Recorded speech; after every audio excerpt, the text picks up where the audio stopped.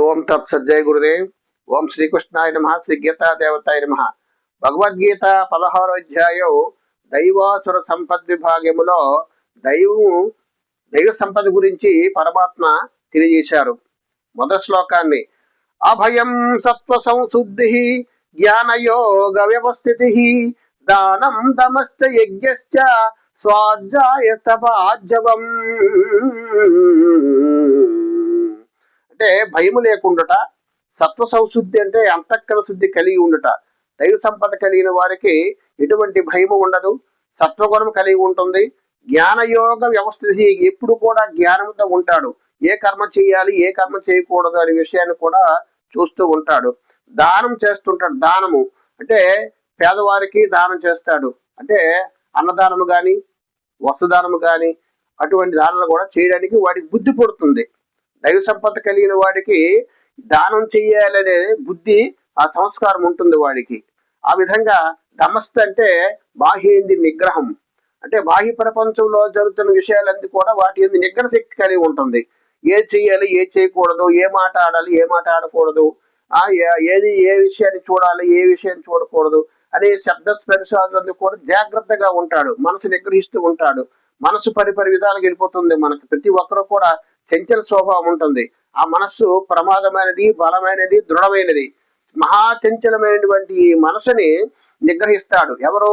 దైవ సంపద కలిగిన వారు. దైవ సంపద అంటే మంచివాడు, మంచి సంస్కారం కలిగిన వాడు, జ్ఞానం కలిగిన వాడు. ఏం చేస్తారంటే దమస్తి అంటే బాహ్యేంద్రియ నిగ్రహము, అంతరేంద్రియ నిగ్రహము, ఆ విషయాలను కూడా ఆయన నిగ్రహిస్తూ ఉంటాడు. యజ్ఞశ్చ అంటే యజ్ఞం చేస్తూ ఉంటాడు. యజ్ఞం అంటే యజ్ఞ హోమాలు కాకుండా ప్రతి కర్మ కూడా మంచి విషయాలు చేసేది ప్రతిది కూడా యజ్ఞమే. ఆ స్వాధ్యాయజ్ఞము, ద్రవ్యజ్ఞము, తపోయజ్ఞము, తపస్సు చేశాడు. ఆ గ్రంథాలు చదివాడు, రామాయణము, భారతం, భాగవతం చదువుతూ ఉంటాడు. అది కూడా యజ్ఞమే. ఒక మంచి పని చేసేది కూడా యజ్ఞమే. ఒక దానం చేసేది ఒక యజ్ఞమే. ఒక మంచి సంస్కారంతో ఇతరులకు ఉపకారం చేశాము, అది కూడా యజ్ఞమే. పరోపకారాయ పుణ్యాయ పాపాయ పరపేణం, పరులకు ఉపకారం చేశాము, అది కూడా యజ్ఞమే. ఆ విధంగా మనం ఒక యజ్ఞ స్వరూపంగా ప్రతిదీ కూడా యజ్ఞభావంతో చెప్తున్నాం. ఏ పని చేసినా సరే, ఏ మంచి పని చేసినా సరే, తెల్లవాసి లిగుస్తున్నాము, ధ్యానం చేస్తున్నాము, అది కూడా యజ్ఞమే. ఆ గ్రంథాలు చదువుతున్నాము, అది కూడా యజ్ఞమే. ఎవరికొరకి దాన ధర్మం చేశాము, ఒక ద్రవ్య రూపంలో కానీ, ఒక వస్తు రూపంలో కానీ, ఏది ఒక మంచి మార్గం వెళ్ళేది కూడా యజ్ఞమే. అటువంటి యజ్ఞ స్వభావము కలిగి ఉంటుంది ఎవరికి? దైవ సంపద కలిగిన వారికి. స్వాధ్యాయ యజ్ఞము. స్వాధ్యాయం అంటే గ్రంథాలు చదవాలి. రామాయణము, భారతము, భాగవతము, భగవద్గీత, ఉపనిషత్తులు ఇవన్నీ కూడా చదవాలి. ఎందుకంటే అందులో ఒక మంచి విషయాలు ఉంటాయి.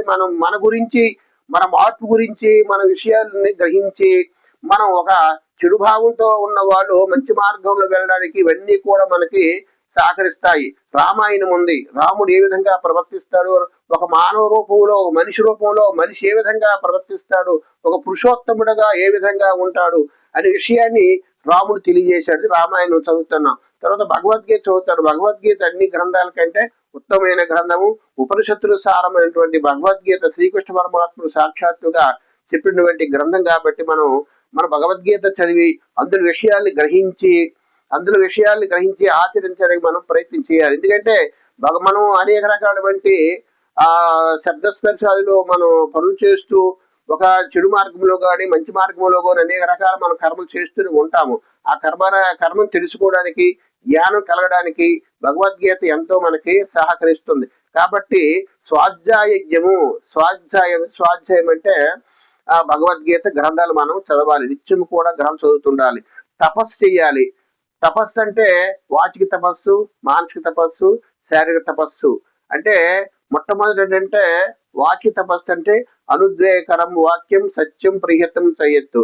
అంటే మనం ఆడే మాట ఎవరికి ఇబ్బంది కలగకూడదు, ప్రియంగా ఉండాలి, మధురంగా ఉండాలి, గ్రంథాలు చదువుతూ ఉండాలి. ఇదంతా కూడా వాక్య తపస్సు. మానసిక తపస్సు అంటే మనఃప్రసాద సౌమ్యత్వం మౌనమాత్మ నిగ్రహ భావ సంశుద్ధితపో ఏతత్వో మానసు ఉచ్యతే. మనసు ప్రశాంతంగా ఉంచుకోవాలి, మౌనంగా ఉండాలి, మన భావం మంచిగా ఉండాలి. ఇది కూడా తపస్సు అని చెప్తున్నారు. తర్వాత ద్విజ గురు ప్రాజ్ఞ పూజ.